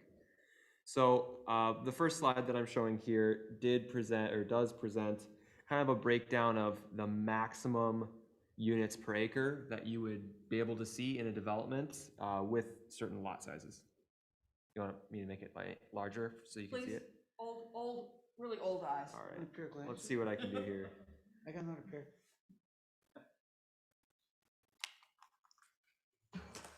No, Is this a little bit better? getting there, yeah, that does help. Okay. Thank you. So this is kind of a breakdown. We have the current MXR1 lot minimum lot size, which is measured in square feet of 15,000. You can see that I just took an example development, the one that we had a neighborhood meeting for, 60 acres, that specific development. So I just plugged in 60 acres. The rest of these two numbers are just constants. The estimated units per acre that you would see in a 60-acre development with that minimum lot size, without any public road infrastructure, without any parks, without any infrastructure, you would see a unit per acre count of 2.9 at a maximum conceivable. We go kind of scrolling across the board. I'll touch on a couple of these. At a minimum lot size of 10,000, you would see a maximum conceivable unit per acre count of 4.36. And then if we get down to 8,000, 7,000 area, 7,000 is what Hidden Creek is proposing with their development. And again, they're using the deviations that were approved in the Headwaters Master PUD. You would see a maximum conceivable unit per acre count of 6.2. And if we recall, the low to medium density future land use guides for between 3 and 6 units per acre. So on the next slide, But, Go ahead. but the other thing I want to say is, you're going from 174 homes to 373 homes. yep, that's correct.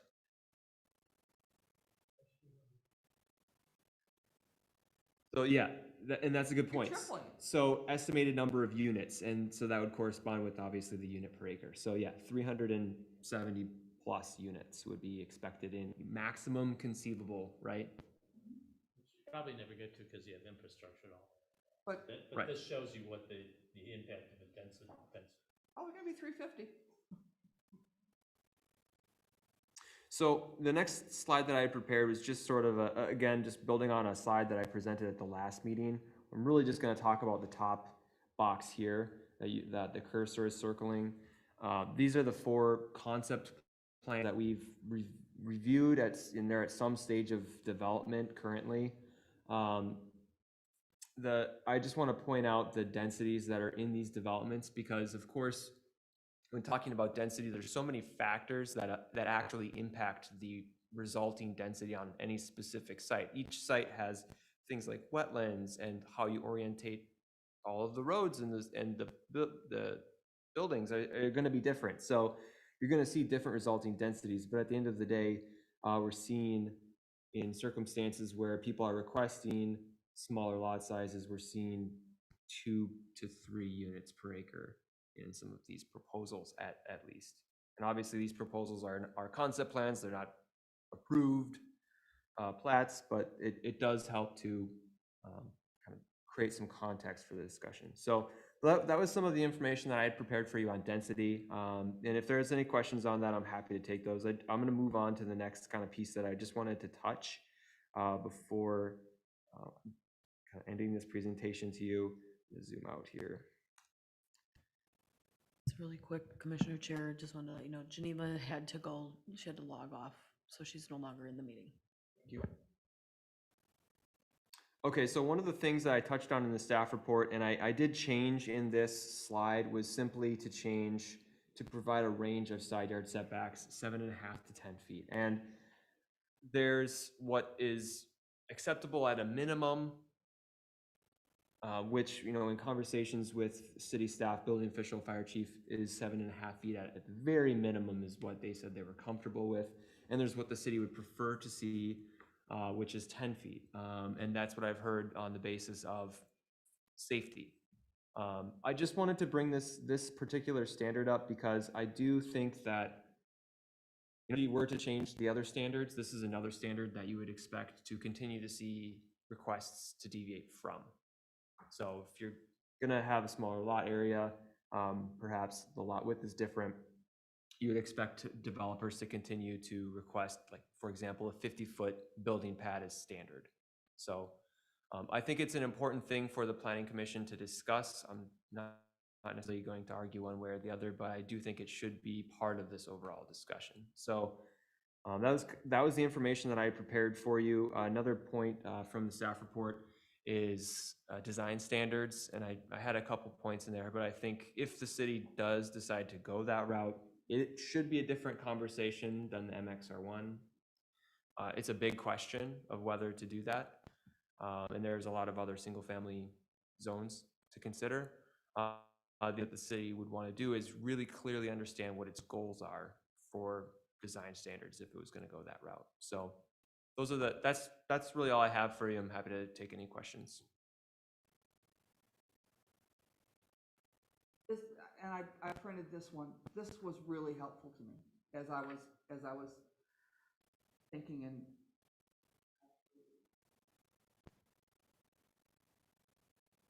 because even if we don't go with the kind of lot densities, we can still use PUDs to get attached and detached townhomes. If we're looking for that product for, and a couple people said, well, somebody doesn't want to take care of a yard. Okay, well, then we can still have the ability without having universal smaller lots to have those kind of products available for folks' consideration. So we go back to the other, so this slide I think I've pretty well memorized it. The one with the 4 developments on it, this one here. So as we look on this and we get our density, we see that these lots, this Hidden Creek one is, we're down to 7,000 square feet. Is that in Headwaters? That was established in 2006 when that PUD was approved. Yeah, before we leave that subject of that PUD, so we did a PUD, but then there was a land default, right? There was a land default. So- No, what happened was the housing recession came. Yeah, I know. And he didn't so much default as he sold a bunch of it. So the master plan goes with that, Yes, even when you sell a property? yes, Yeah, except the PUD new does, yeah. developers keep coming in and saying, well, we don't want to do that, we want to change it. I just want to understand that part, because I always hear this and I go, wait a minute, that's not really Headwaters as we originally approved, so it's almost like a CUP then, that it runs with the land? Yeah, so part of the PUD was developed, and so they basically established the PUD and it did not expire, so effectively, yes. Thank you for that answer. It's been bothering me for days. That was one of the first things that I looked at. All right. So we're down smaller than what even I was happy with. Like I said, we've got areas of the city already that if we want that, it's there. I'm just really concerned about saying that all of the MXR will be that's my concern. Well, I understand. On the other hand, if you've got somebody living in a house and there's a farm field behind them, and all of a sudden it gets down at this density, and he's expecting 15,000 square feet, I don't think you've necessarily done the adjoining landowners justice either. First, they're shocked that you're actually developing the property and not leaving it wild. I understand that. Yeah, remember the There's been a number of them. yeah. All right, so And that was a question that a lot of those folks had tonight, is, are those gonna be attached, or how big are they gonna be, and what's that gonna do to my perceived value? yeah, that did seem to be part of the questions. One thing I did want to show you is just on the screen now. It's I think there was a question of how big is the Headwaters area and what does it all encompass? Everything you see on the screen here on this part that is being encircled, that is hatched, is part of that Headwaters PUD area. So I don't know if that Kind was of a down to question. 195th, it ends there. Yeah, that's the southern boundary. So this area that's kind of on the screen is one of the main subject properties for the Hidden Creek development. And that's like 60 acres, Hidden Creek. Yes. I'm just trying to get a little scale here on, so we've got maybe not quite 200 acres left in that. Well, if those are square miles there, there's 4 square miles below Headwaters there.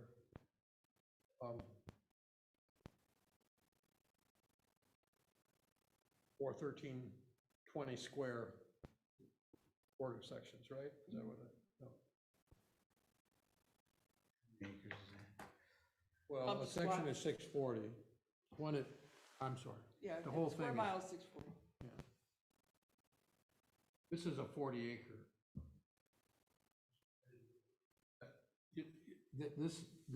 Did they say that the light blue is?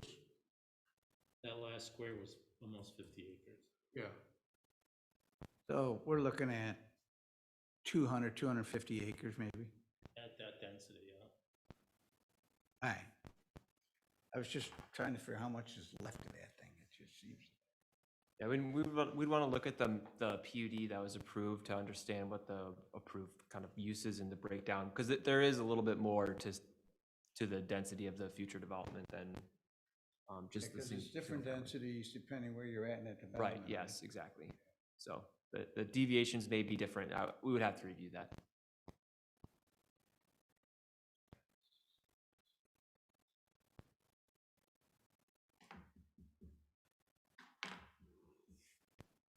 Kevin, you look like you're ready to give us some profound thought. What does the city want? You guys are talking about. Well, we're only a few voices. I mean, you guys talk about it all the time because you have the developers coming in all the time. You know, you guys get to hear about a lot of stuff Well, before there's a we lot, even I get to mean, hear about it. obviously the developers try to convince you that the denser the better. You've got some pretty experienced people sitting around the table that take that as gospel. So I really think it comes down to what the development looks like and how it. So. Yeah, because I totally understand that when you're buying land today, obviously the higher density, the numbers work a lot better, but it doesn't necessarily mean that's a benefit to us. And we will, I mean, we tell them what the standard is for whatever lot they're, or what acreage they're wanting to.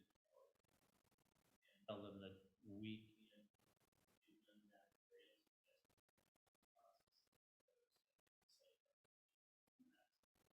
But, you know, if it's an 80-foot lot area, we'll tell them it's an 80-foot lot area. If it's a PUD that they can handle this, others will tell them that it is. And then most of the time they come in with something entirely different. Damn as much as they can in there, but that's just, well. Again, I know what they want, but they're gonna go away. And we have a city and a community that I really want to be able to look myself in the mirror 20 or 30 years from now and say, yeah, what the decisions we made back then built a good community for the long haul. Well, we did that already. Didn't we do that in our comprehensive plan? Yeah, and then a big piece of it got midnight changed and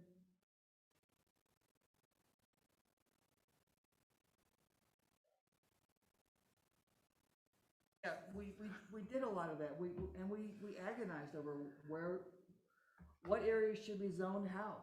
And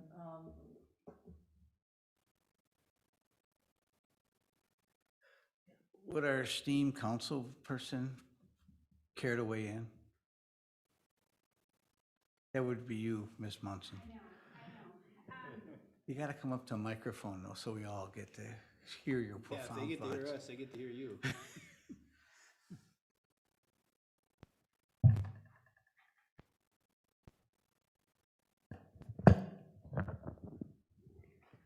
I don't want to say too much without not having discussed this at the council together, but I will say your discussion tonight is very informative. It's making me think, I mean, honestly, it's in the developers, it's their advantage. And if it's not going to do anything for the city, why would we make a change when we can do it through another avenue? Because we don't know what housing is going to look like 10, 15 years. Maybe we'll wish we never did that. That's my thought. So when I spoke to the mayor about this and said I'd lead the charge to change the MXR1, so if you want to throw anyone under the bus, it's the short guy in the middle here. I think her request was, what should we be doing? I don't think that, I didn't get anything out of that meeting that we had with the joint meeting that said that we need to change anything. But smaller lot sizes, to me, seem like a solid plan, since it seems that a lot of our surrounding communities have smaller lots. I'm not 100% sold on it. I think Susan gives a great argument that let's put a little more work on the city and do all PUDs, because most of this stuff will be PUDs. And I'm not opposed to that plan if we flush out what it's going to take in order to get those densities smaller. And that's where we have failed as, really as a community. It doesn't matter who it is. There's been a lot of people on the planning commission, but you know, we've been pretty, for lack of a better term, content with a trail going through, and that's what they consider the amenity that offsets shrinking the lots by 5,000 square foot apiece. Oh, we could easily ask Nathan, since he does all the work. And Franny too. And Franny, you know, it's good Franny's here, because she can keep Nathan honest. Because now that Nathan's a new homeowner, he'll need time off to paint and do chores and that. Put kind of gardens in it, into his side yards. stuff. No, If he has some. Yeah, no comments, no comments. Yeah. But I think it would be quite reasonable to look at the PUD direction and have some serious amenities brought forth. And if we get all of this, then we're willing to go down to X. But I think we need a little bit Dennis, we need a little bit of a formula, right? That says, all right, they come in and say we want smaller lots, and we go, what are we gonna get for it? But I think if we have the laundry list. So you want us to come up with, if we consider PUDs and we consider smaller lots, some of the other amenities that we may demand out of a developer, such as sidewalks on both sides, trails, Yeah, parks. that might just be a given. Enhanced landscaping. Instead of a little 3-foot tree, we're looking for something that will help us be neighborhoods. We will. I was just gonna say, what's going on in the back of my head now is, how do I prepare information for you to act on moving forward? And so one of the maybe things that I could see being a benefit to you is reviewing the PUD standards at an upcoming meeting and explaining or understanding what the city's ability is through the PUD process to negotiate and what is reasonable to negotiate for. I think that'd be fabulous. And Nathan, did you say, when we were just kind of talking about options, did you say it's possible we could look at designating certain areas within the MXR1 or other zoning where we could do something like this? So not making the MXR1 blanket these conditions, we could, certain areas, because I've been through cities where, you know, you have pockets where there's a lot of higher density and then not. There's maybe some Can you other not do that tools within the to zoning? consider. I would want to think about that a little bit more in depth. And through the PUD, we can, any place we can say. Want to do a, The only reason I say designating is sometimes you might have people that are just looking specifically for these densities that would attract them then. Now they might go, well, but we don't really like this area. What else do you have? And that might open the PUD discussion where, you know, just blanketing the whole MXR1 as an example, saying, yeah, this is the densities. Maybe we could get, you know, more options by having designated areas. And even though they might not work, it might start the discussions. That's all I was thinking. Legal, not legal. Legal's for the city. Yeah, that's why I'm asking. I figured Nathan knows. When they come back and say, no, then we say, oh, okay, we'll have a new plan then. I can tell you, take a look at it and try to understand what the options are for something. there are a lot of other cities that are doing PUDs out there. Yeah, right, yeah. Some of them are pretty demanding. If any in mind you'd like them to, I need to think about that. feel free to send them an email. I don't have any Anything- business cards to hand you, but I would. No, I know how to find you. Other discussion on this topic this evening? Otherwise, are we good for now? Good? Yeah? All right. We've moved to our other We'll start with our esteemed councilperson present. Anything you'd like to tell us this evening? I have no update for you this evening. Thank you. Franny? I have nothing. Nathan? The next meeting that we have in January is looking like it's fairly stacked. Just thinking ahead to on the item we just talked about. I don't know that it would be productive to have that conversation at the last meeting in January, and would suggest that we do that at a future meeting. That's no problem. Yeah. They don't like this 10:30, 11 o'clock. I can get up anytime in the morning, so it doesn't matter to me.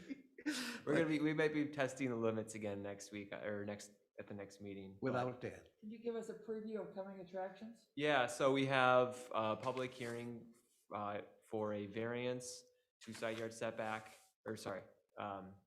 lot width, sorry. In the single family district, we have a subdivision preliminary plat to review. We have a couple concept plans to review. Am I missing a public hearing? There's a conditional use permit. Additional use permit request for dog grooming services For what? For dog grooming services Down on Lake. on Lake Street. Yeah, I thought you said dog moving service. I go, this I gotta hear more about. Sorry, yeah. And I think that's the highlights. Casey? I have nothing. Karen? I have nothing. Dennis? Well, this is it for me tonight on this side of the bench. I spoke with the mayor and have decided not to Re-up? re-up. Been doing it for 10 years and it's been a good run, and now it's time to. Don't you go serve to the end of January? Well, I do, but I thought I served till the end of December, and I have scheduled something that's gonna take it through for next Wednesday, otherwise the 26th, which is the next. Yep. I apologize for that. You've been on it, well, it's okay. You've been on the commission quite a while. Thank you for your service. You've done a great job. Can be a little cantankerous every now and then, but we all can. But you've brought a great perspective of many an evening to this meeting, so thank you for your service. We have shorter meetings from here on out. Susan will still be here.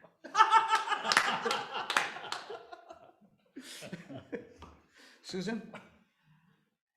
I told him earlier, I'm gonna miss this perspective because it's the more different ways that we have of looking at things and thinking about things, the better decisions we can make. That's the only update I have, except February 19th, Rotary Plunge. If any of you know of a nonprofit that needs to raise some money, have we got a deal for them? Thank you for that commercial. I know Kevin? what that is, no. Nothing other than, Dennis, thank you. You've been, it's been fun to work with you here, and yeah, you do have a great perspective you bring, so we'll miss that. I do have one announcement. On the 25th of January, that's a Tuesday evening, there will be a presentation on the downtown plan. I do not know if that's at 6 or 7 o'clock, but I know it's on the 25th.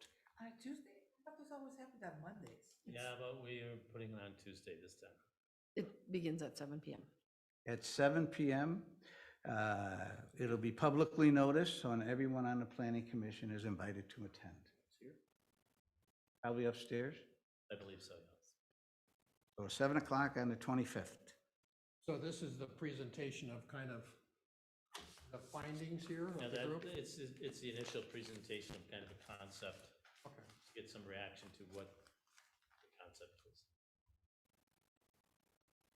That's all I have, so I'm looking for a motion to adjourn. Adjourn. I have a motion, do I have a second? Second.